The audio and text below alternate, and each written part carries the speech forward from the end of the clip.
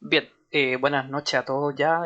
Obviamente partiendo con las disculpas por la hora en la que subo esto, pero realmente me fue complicado grabar antes, así que ojalá lo alcancen a ver porque lo que les voy a mostrar ahora les va a servir para su certamen, ¿ya?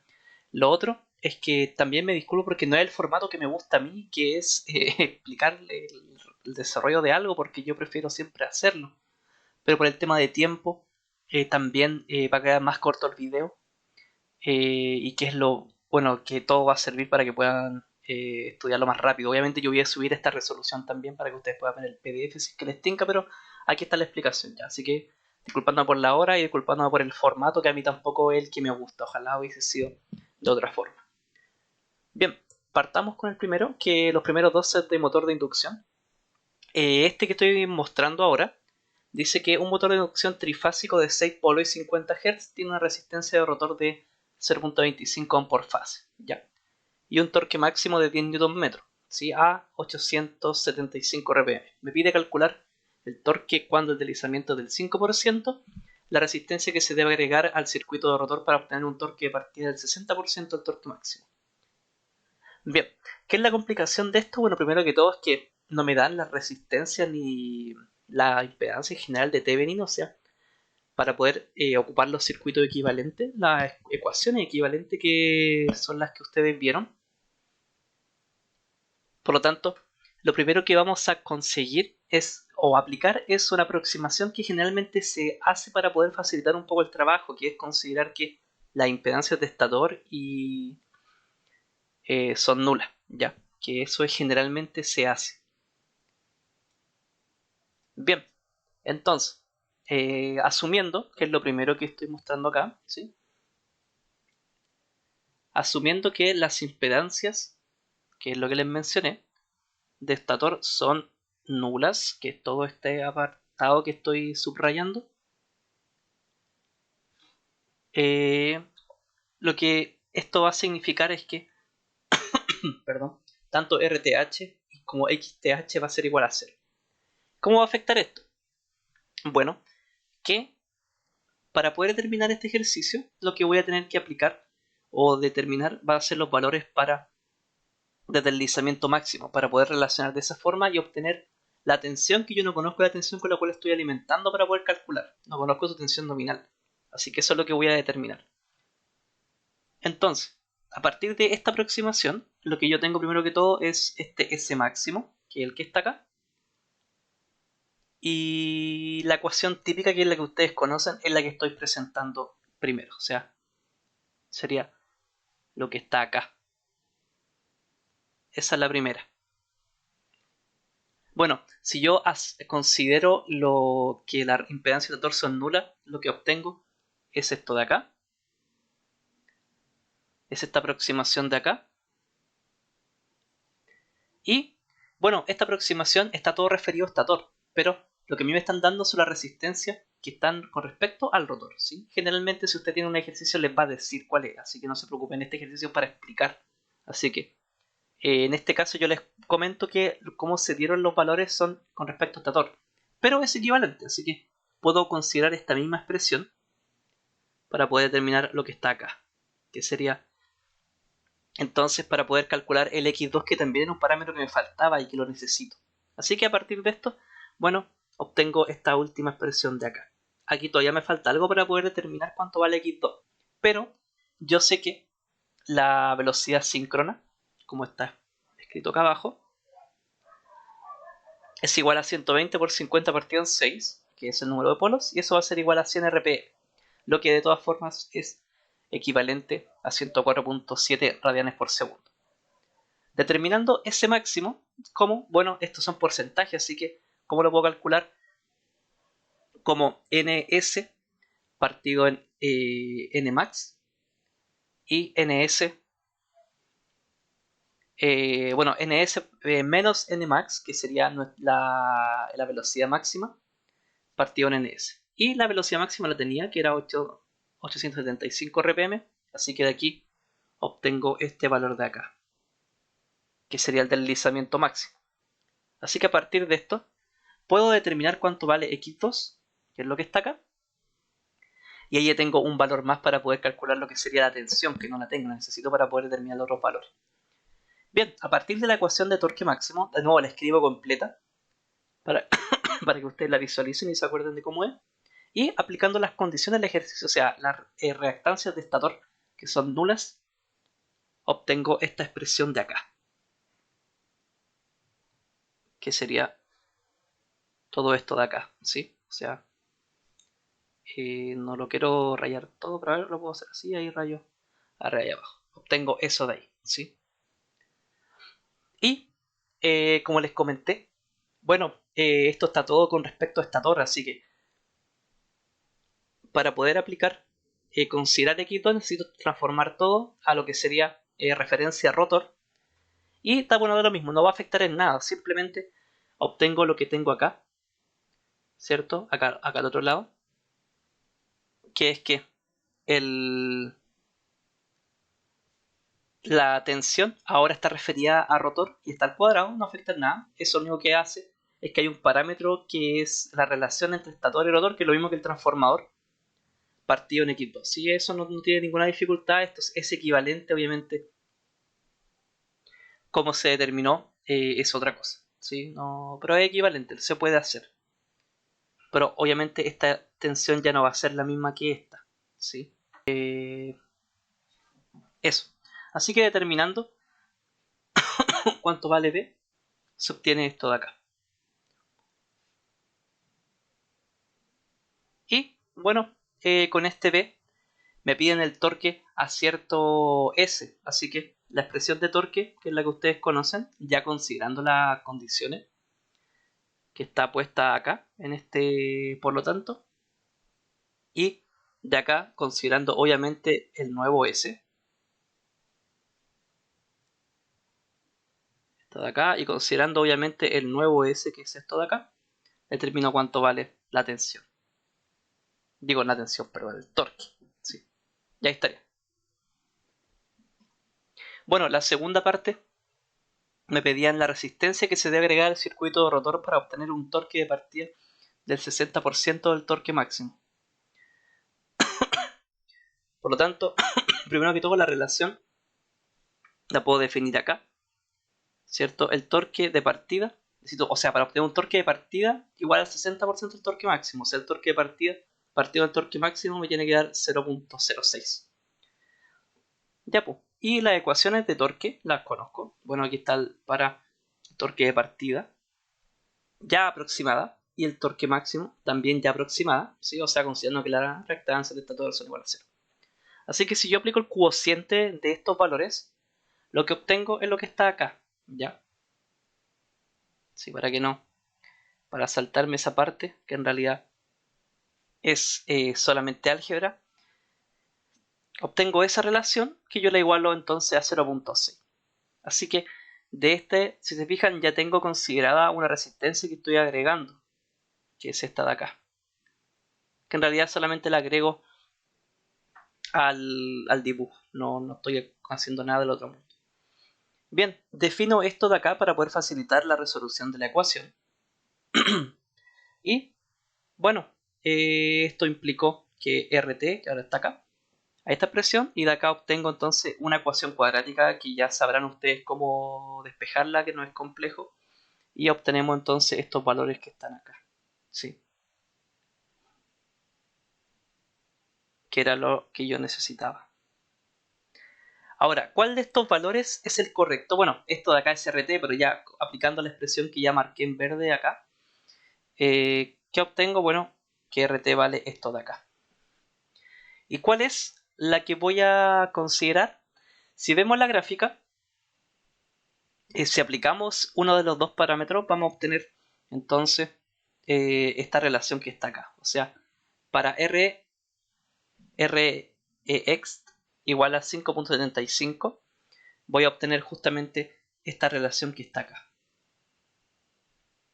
que es esta línea que está marcada, y esta nos va a dar un punto del torque máximo. Si aplicamos la otra, vamos a obtener un valor que va a estar cruzando por acá, ¿sí?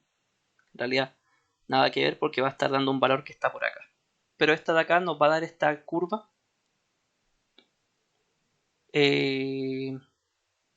que es la que sí se relaciona con el torque máximo. Ese es el criterio para poder determinarlo. Bien, ese sería el primer ejercicio. Pasando al siguiente. Veamos el siguiente. Bien, este segundo ejercicio tenemos un motor de inducción trifásico de 50 Hz, el cual tiene una tensión nominal V1, que no la conozco. El máximo torque de la máquina, voltaje y frecuencia nominal ocurre cuando el deslizamiento es de 0.2. El motor se hace funcionar mediante una fuente de 60 Hz y una tensión V2. Sí, o sea, fíjense que la frecuencia es distinta. Despreciando la impedancia de estator, y como en el ejercicio pasado, le piden si V2 es igual a V1, determinar la relación cociente entre el corriente la relación de corrientes y torque en la partida, además de determinar la relación de torque máximo, y la B determinar la relación V2 partido en V1, ¿sí? Donde el motor tiene los mismos valores de corriente de partida y torque 50 y torque a 50 y 60 Hz. Bien, primero que todo, esto de acá les va a ayudar a la tarea porque hay una cosa que tienen que considerar si es que varían las frecuencias, que la vamos a ver pronto. Ya, una primera relación que vamos a ir aplicando primero, bueno, vamos a aplicar después la que está marcada acá con verde,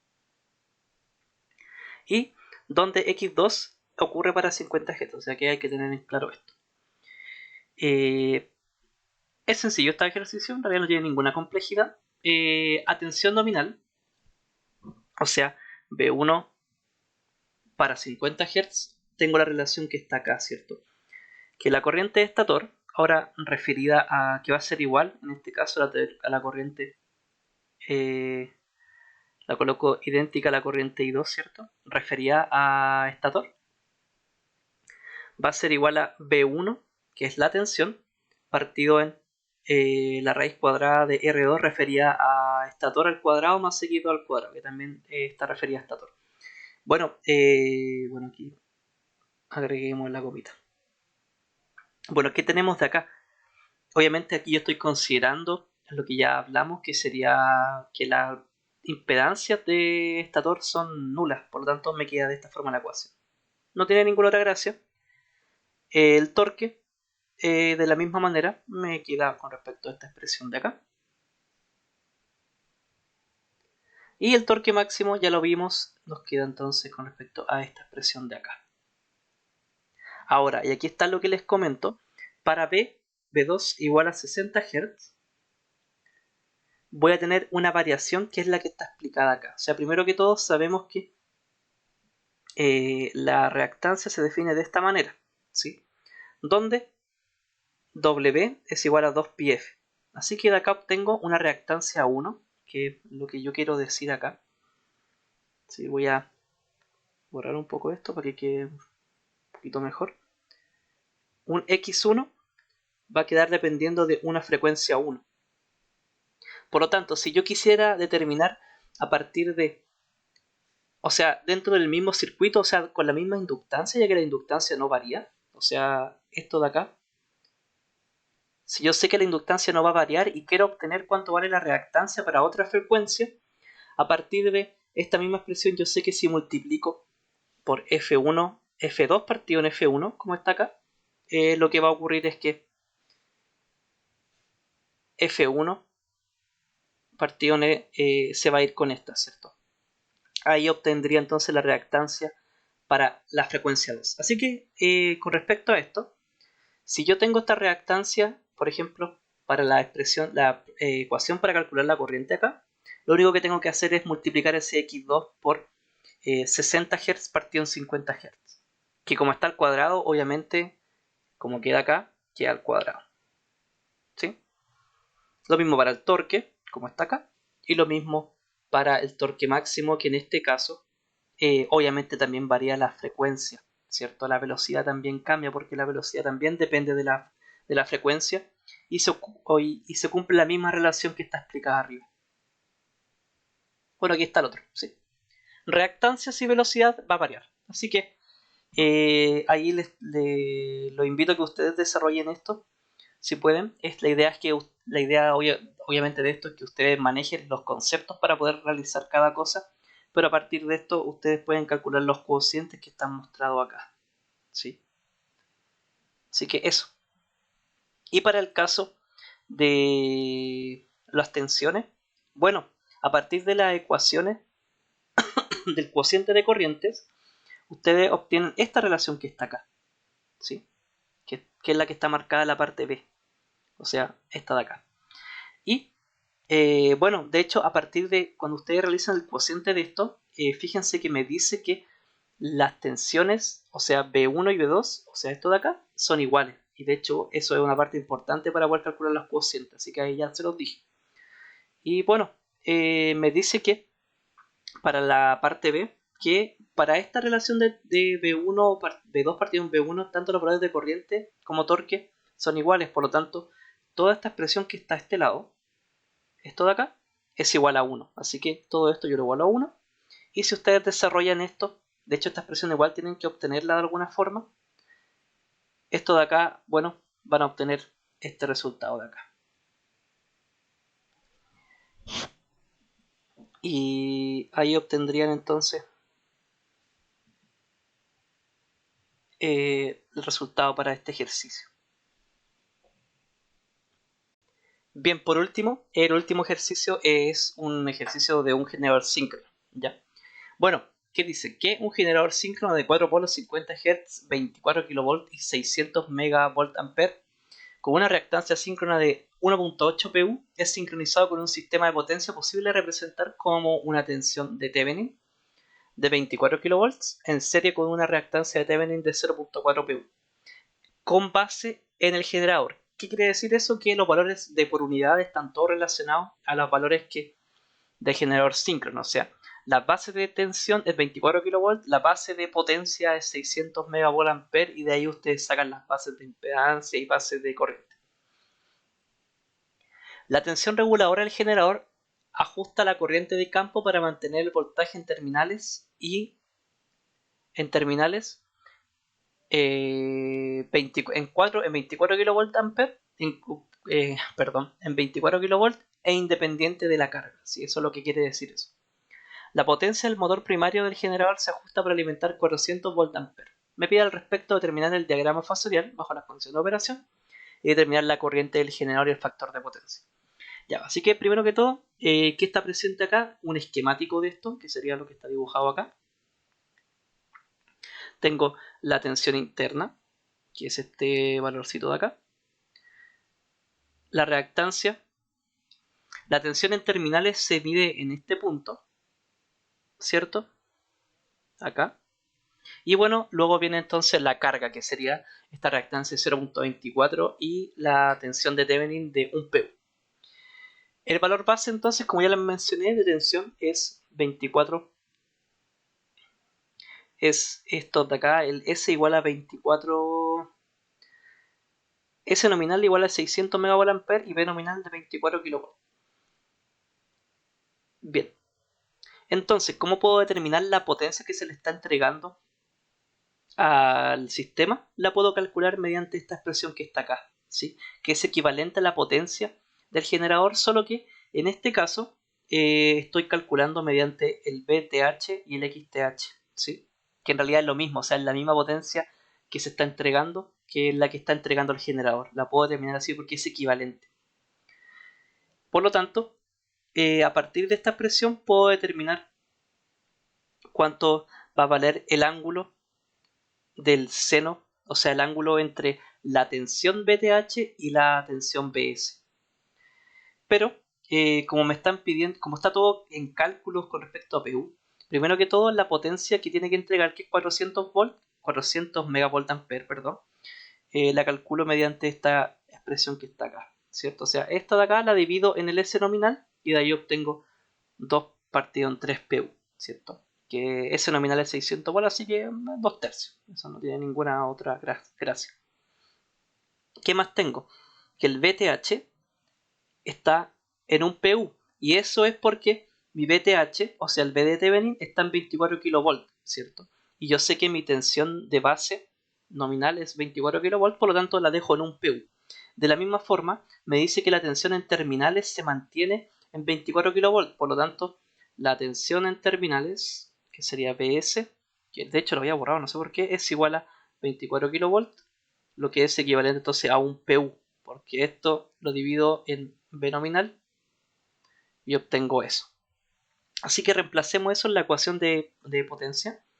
Sería bth por bs partido en xth por el seno del ángulo de carga.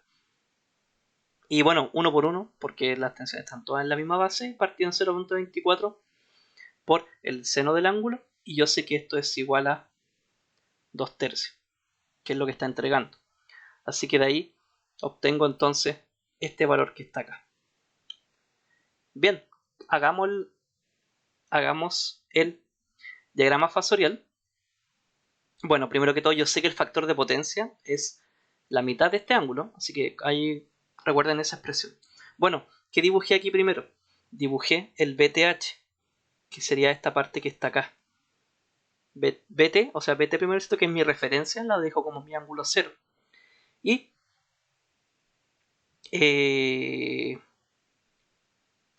bueno, este ángulo de carga que obtengo es un ángulo que es negativo. Y esto es debido a que estoy con referencia en la carga, ¿sí? Por lo tanto, como esta está con referencia a la carga, de hecho, sí, porque, a ver, sí, porque esto de acá era A seno D, lo estoy calculando en la pantalla, pero no importa, 0.24 por 2.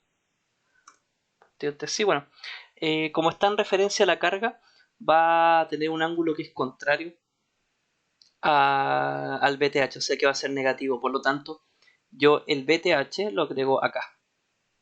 Y eso está a cuánto? Bueno, al ángulo 1, que son 9.2 grados. Obviamente está exagerado para que se pueda ver.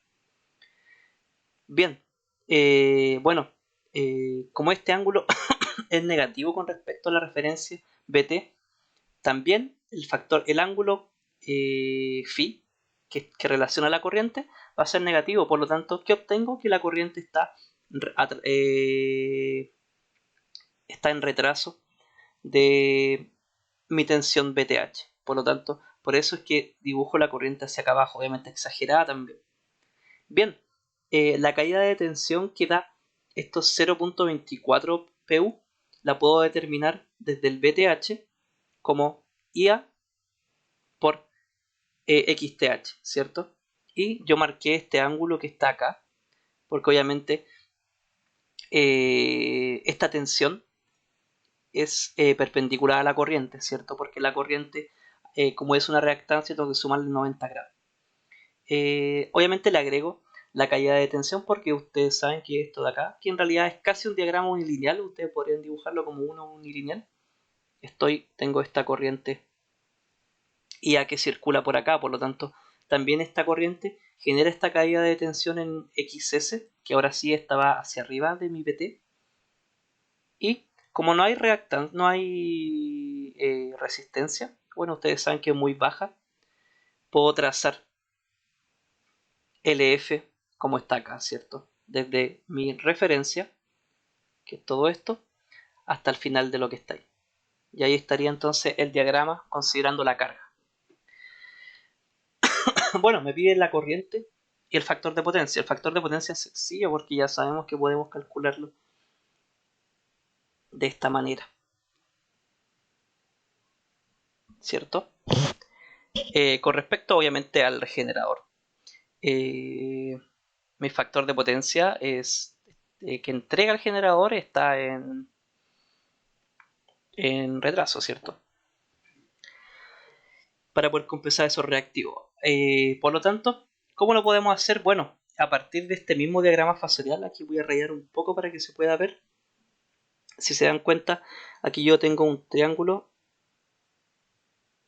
que se forma, que es un triángulo rectángulo. ¿Sí? A ver si lo puedo. Si lo escribimos más acá, tendríamos algo así. Sería algo así. Tengo un triángulo rectángulo donde este es BT. Este es un lado que no conozco, no sé, voy a ponerle I. Y esto de acá sería IA por XTH partido en 2, porque es la mitad, pues recordemos que el ángulo phi es la mitad del ángulo el ángulo delta 1. Por lo tanto, acá tengo phi. Ya pues así que de acá, bueno, puedo aplicar trigonometría y sé que el cateto opuesto, que sería toda esta expresión que está acá, partido en la hipotenusa, BT, va a ser igual al seno del ángulo. Así que de acá despejo y obtengo que la corriente IA va a ser igual a BT por 2 por el seno partido del ángulo partido en XTH. Así que, bueno, esto BT está en PU, así que es igual a 2. A 1, perdón. Me queda solamente el 2 seno de 9.2 partido en 2, ya que el factor de potencia es la mitad del ángulo de carga. Y aquí tenemos 0.24 que es XTH. Así que de aquí obtenemos entonces el resultado que sería esta expresión de acá. Está en PU. El factor de potencia ya lo tenemos. Y si quisiéramos calcular esto, la corriente real, solamente tenemos que calcularlo por la corriente base, que es como está acá. Y la corriente base va a estar dada por esta expresión que está acá, ¿cierto? O sea, la potencia base partido en raíz de 3 por el B base.